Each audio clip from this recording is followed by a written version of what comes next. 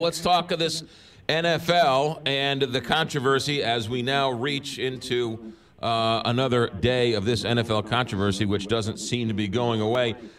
Is this good or bad for Donald Trump, and did he do the right thing, and is this playing to his base the right way? Most Americans agree with Donald Trump that that football players should stand up for the national anthem. But more importantly, a lot of Americans agree that sports shouldn't be politicized. That the thing that all Americans agree on is we don't like Washington very much, and they're seeing sports turned into Washington. Instead of playing sports and games in stadiums, we're playing politics in stadiums, and that's not healthy for American sports. Ultimately, this is a winner for Donald Trump. I agree with you, but it's interesting. Donald Trump brought sports into politics, and politicians and people who follow politics don't want sports in their politics.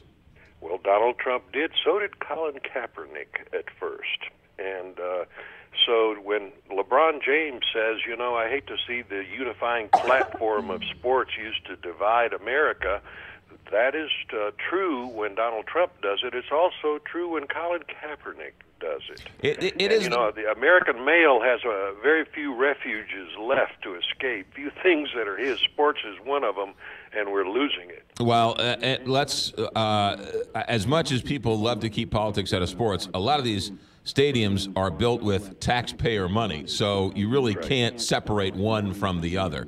You can't, but if the First Amendment guarantees you freedom of expression, but only that Congress shall make no law abridging your right to say whatever you want. It doesn't say you have the right to go into someone else's home or business or property and say whatever you want. So the First Amendment doesn't guarantee you this right to stand up on a football field when you're wearing your owner's jersey and say whatever you want.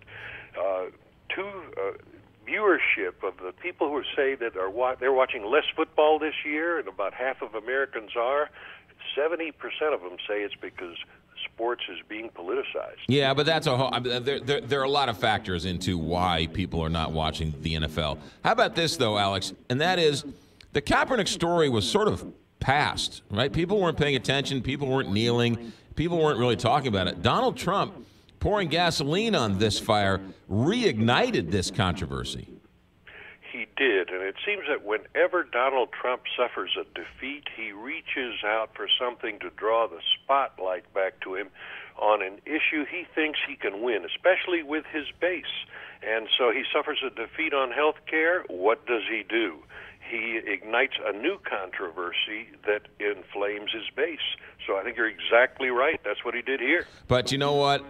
He wasn't elected to sort of become a talk show host. He was elected to get rid of health care or to change health care, to give corporations tax cuts, to give middle-class income people tax cuts. And the tax cut's a big deal, and he's not talking about it at all, and supposedly they're going to roll it out this week. He is stepping on his own message. He is tying his own shoelaces together when he needs to run forward with tax reform. He's just suffered a tough defeat on health care, on trying to repeal and replace Obamacare. Tax reform is going to be even tougher. Democrats don't want to give Trump anything. Republicans are divided on whether we should have tax cuts that actually cut taxes. No, because they'll add to the deficit. Yes, because we need to really cut taxes to grow the economy. This is going to be a tough job, and it's going to be hard to do that while Donald Trump's trying to run the NFL. Well, and that's the thing that people are pulling their hair out over, and that is, yeah, fine. He says these things. He's bombastic. He loves his base. The base embraces it, but he's not getting anything done. And, sometimes you wonder if Donald Trump wakes up in the morning thinking he has to be at the center of a storm. He has to be what America's talking about. And he has to draw that spotlight back on him. And it seems that he just does that. And once one story passes health care, he looks for another one. It would be great if we could get something done on taxes, however. Yeah, I think a lot of people agree with you on that. Alex Castellanos, ABC News political analyst. Thanks for checking in, sir. Have a good day. Good to be with you. 7:10.